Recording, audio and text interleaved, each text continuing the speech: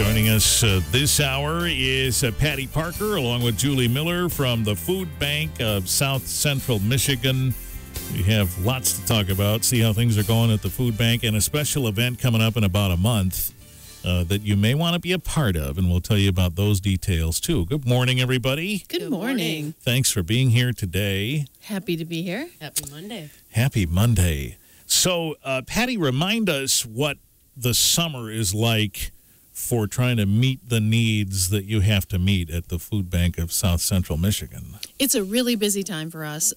They always say hunger doesn't take summer off, and It's so true. So especially with the kids, we're always trying to get them out to the Meet Up and Eat Up sites so they can get some of the food there. But then we also ramp up our fresh food distributions by a lot. Mm-hmm. We have one regular one every month throughout the year here in Battle Creek. We have a couple other supplementals in the wintertime. But in the summertime, we have 4 every week. And, wow. It's really impactful. We add in food tastings so that not only are we giving out the fresh food, but we're giving them ideas of how to use that fresh food and an opportunity to give it a try. One of the things that a lot of people don't realize is that trying new food is a luxury. If people don't know that their child will eat the food, they don't have the time nor money to waste on it. They have to focus on foods they know their children will eat. When we're there and we can do a taste test and encourage the kids to try it, and then you find out that your kids, hey, they actually like kale. And then you can afford to take that kale and actually spend time making it for your kids. And it's a great boon to our program. Yeah, that's an interesting thought, that there's not a lot of elbow room to try and experiment. There really isn't. You can't waste that time or money when you know your child is hungry.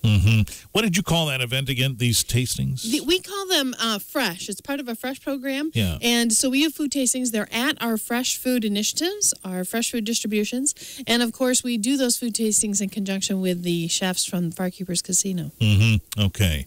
And you talked about, what is it, Meet Up and Eat Up? Was that it? Meet Up and Eat Up, yep. These are in conjunction with the state, the USDA, and mostly with the schools. Okay. So there is a great website that can direct you right to the site closest to your home.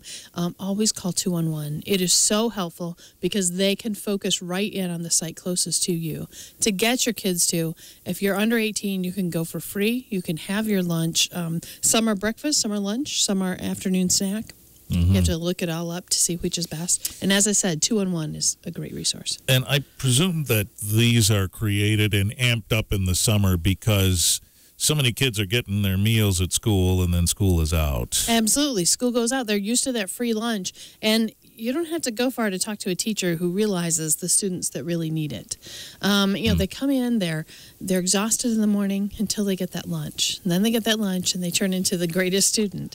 Wow. Hunger is really, really poor for kids.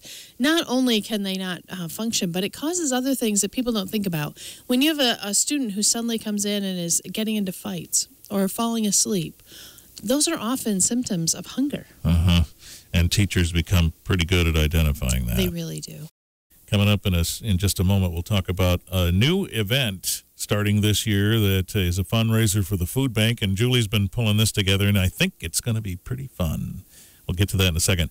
So the Fire Hub, Patti, there's a lot of fanfare about the Fire Hub, a lot of interest. And, of course, it's more than just showing up and stuffing our faces.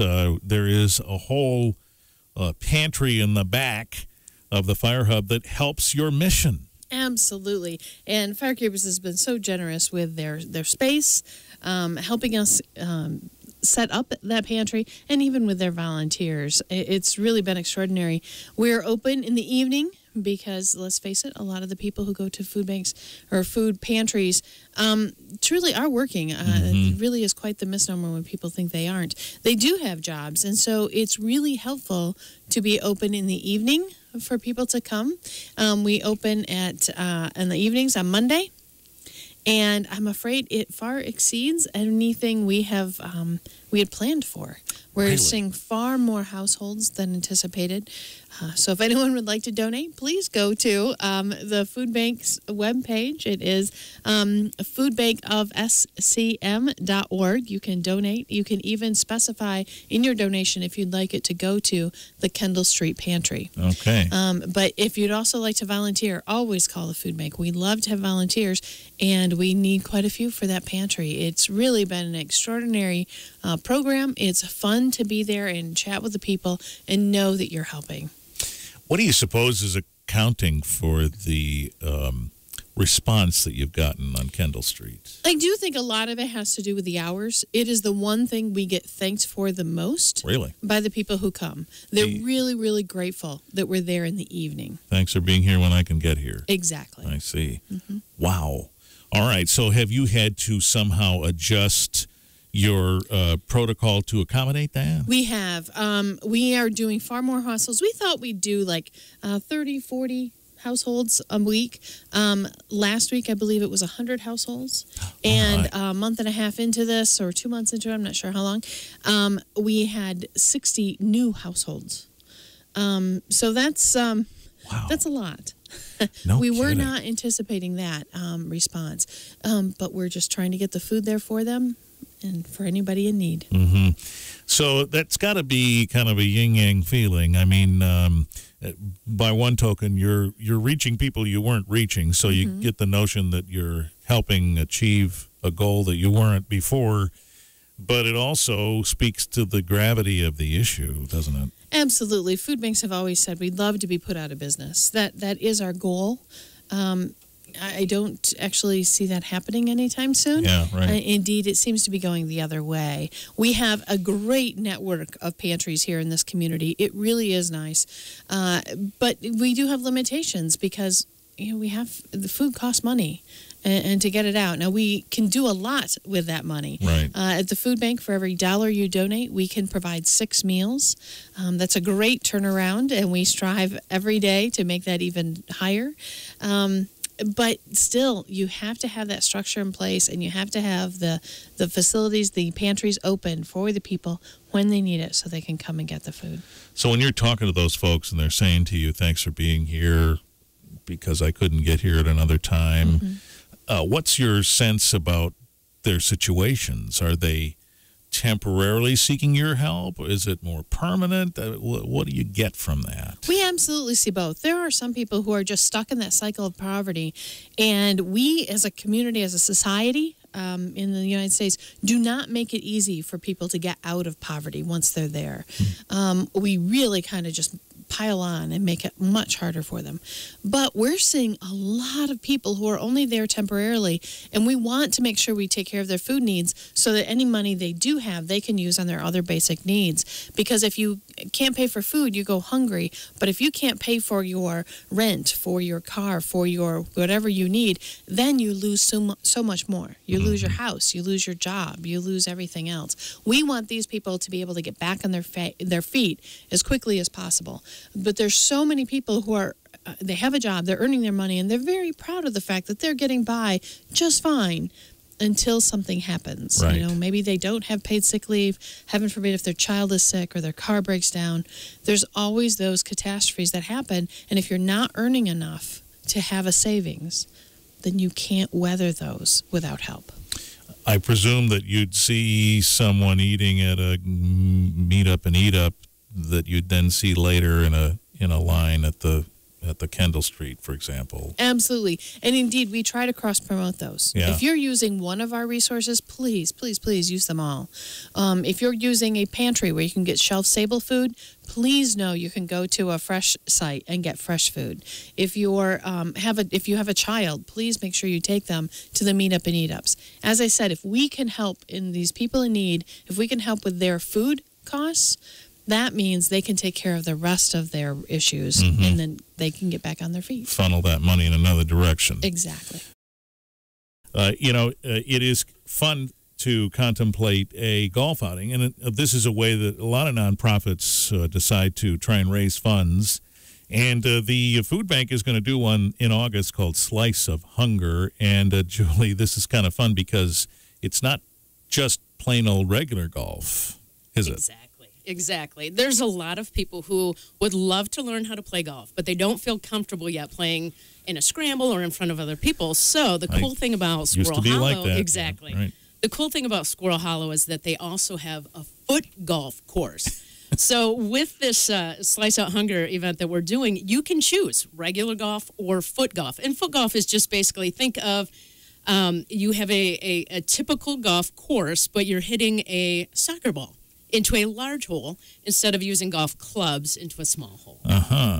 Okay. I haven't seen this yet. I think we may have to take a camera over to Squirrel Hollow and get a shot of this, or at least, me trying not to fall on my behind while I'm doing this. Attempting is good enough. Yeah, right. And so this would be kind of fun. So how does this work? There's 2 different courses then. That's true. There's an 18-hole regular golf, and there's a 9-hole foot golf, but you would just play it twice. Each person would do 18 holes. Yeah. It is a scramble, which means best ball.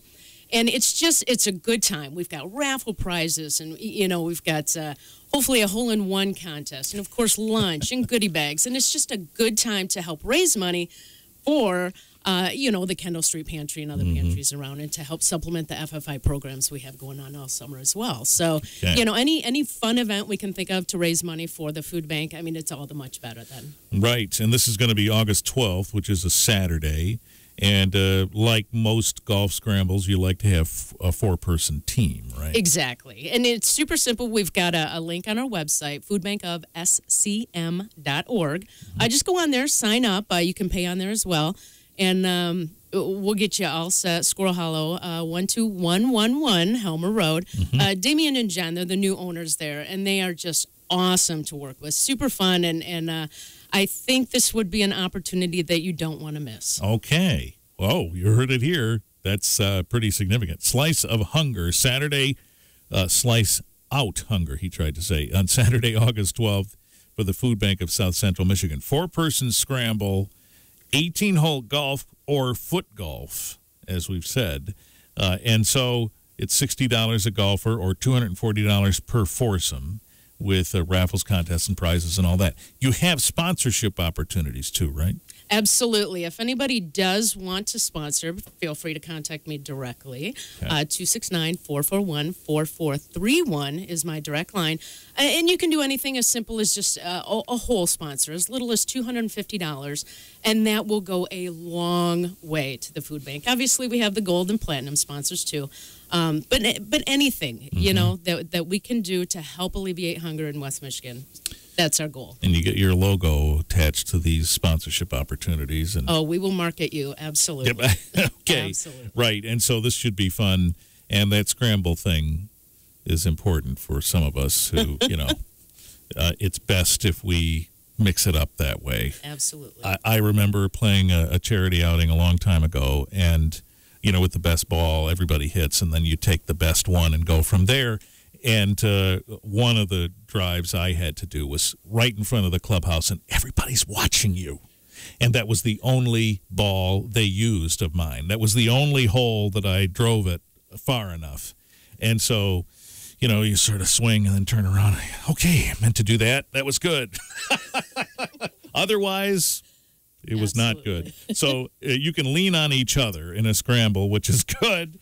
And this whole foot golf thing is very intriguing. So if you're good with a soccer ball... That's exactly it. It is a soccer ball. Yeah, so this might be an opportunity for you. So go to foodbankofscm.org and look for the details on the Slice Out Hunger event set for Saturday, August 12th at Squirrel Hollow on Helmer Road in Battle Creek, and get yourself a team together for that and help the Food Bank of South Central Michigan. Somebody can donate there too, right, Patty? Any old time. Absolutely. We're always able to take donations. Okay, so look for that there. foodbankofscm.org for all those details.